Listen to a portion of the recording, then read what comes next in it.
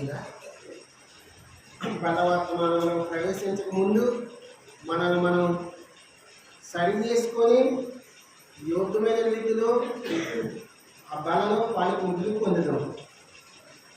ఆరాధనలో సాయం చేసిన దేవుడు ఈ వర్తమానం కూడా సాయం చేయలాగిన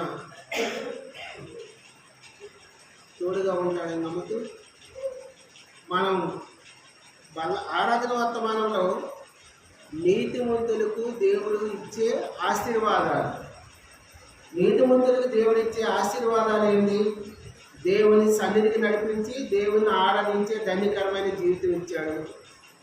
రెండవదిగా వాడిపోయిన నా జీవితాన్ని ఆయన వాడిపోకుండా విశ్వాస జీవితంలో, యాత్రా జీవితంలో కాపాడాడు.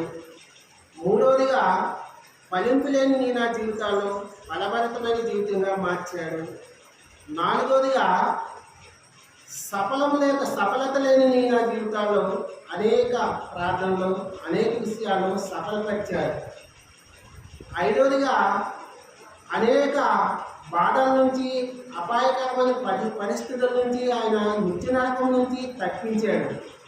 ఆరోదిగా పొరుగువారికి దారి చూపే స్థితిలో నన్ను నిలవబెట్టాడు. అంటే రాజమార్గంలో, నీతి మార్గంలో ఎలా నడవాలో, ఏది రాజమార్గమో, ఏది పరలోక రాజ్య మార్గమో, ఏది దేవుని మార్గమో మనకి తెలియవచ్చాడు.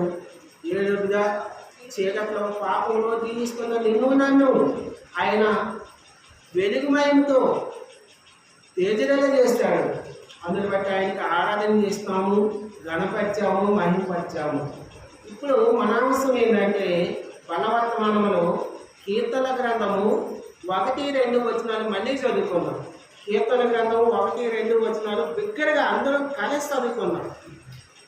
కీర్తన గ్రంథము 1-2 అందరం కలిసి చదువుకున్నాం. దుష్టుల ఆలోచన చొప్పున నడవక, పాపుల మార్గంలో నిలవక, అపహాస్యులు కూర్చున్న చోట కూర్చుండక, యెహోవా ధర్మశాస్త్రములందు ఆనందించు దివారాత్రము దాన్ని ధ్యానించేవాడు ధన్యుడు.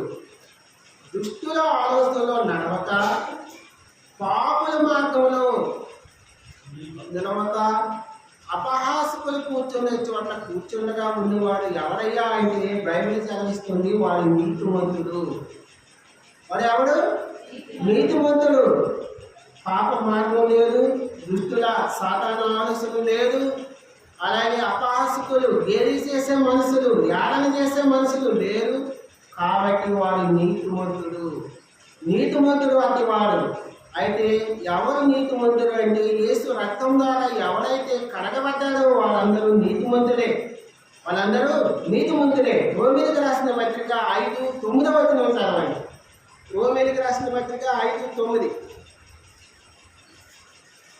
రోమ 5:9 బిగ్గరగా చదవండి. అక్కడ కాబట్టి ఆయన రక్తం వలన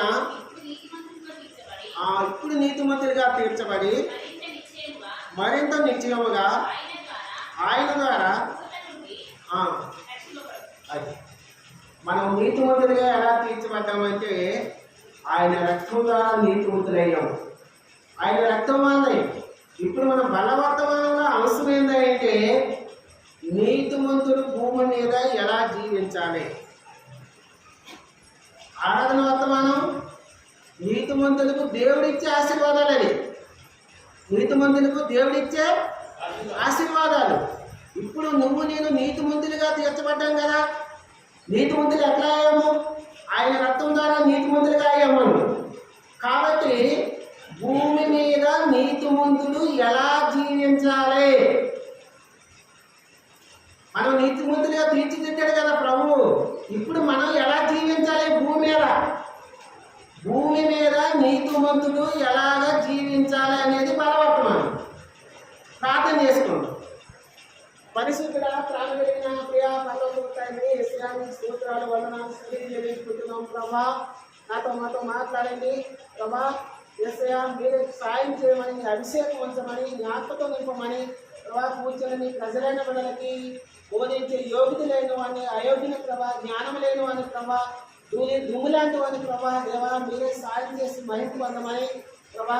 మేము మాతో మాట్లాడి ప్రభా మమ్మల్ని సరి చేసుకొని యోగ్యమైన రీతిలో వాళ్ళలో పాలుపుకుని ముందు ప్రభుత్వం సహాయం చేసి మహిమ పొందమని సమస్త ఘనత మహిమ ప్రభావాలు నీకే ఆరోపిస్తూ నజరైన యేసు క్రీస్తు నామంలో అడిగి బతిమలాడి వేడుకుంటున్నాం ప్రియా పరలోకపు తండ్రి ఆమేన్.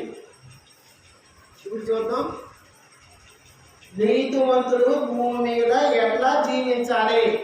ఆయన తన విలువైన రక్తం నీ నా కోసం కాచి వెలచి కొనుక్కున్నాడు. ఆయన రక్తం ద్వారా నిన్ను నన్ను కొనుక్కున్నాడు, నీతిమంతుడిగా చేస్తాడు. అయితే మనము ఈ భూమి మీద నీతిమంతుడిగా ఎలా జీవించాలి, ఎలాంటి జీవితం మనం జీవించాలనేది మన అవసరం. మొట్టమొదటిగా హబక్కూకు గ్రంథం, హబక్కూకు 2:4, హబక్కూకు గ్రంథం 2:4 చూడండి. పేజ్ నెంబర్ వచ్చి 770, పేజ్ నెంబర్ 770. ఒక బిగ్గరగా చదవండి. వారు యథార్థపరులు కాక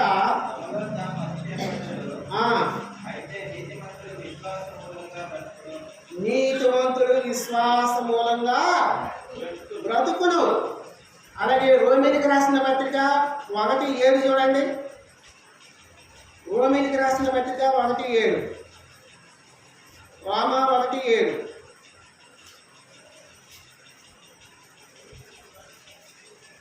చదవండి అక్క బిగ్గరగా.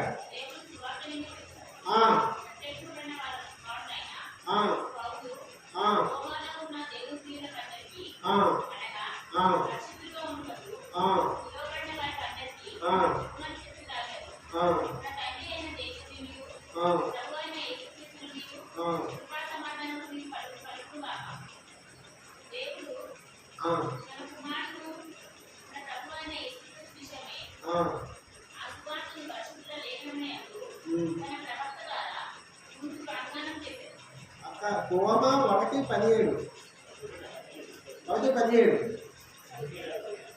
1:17, 1:17.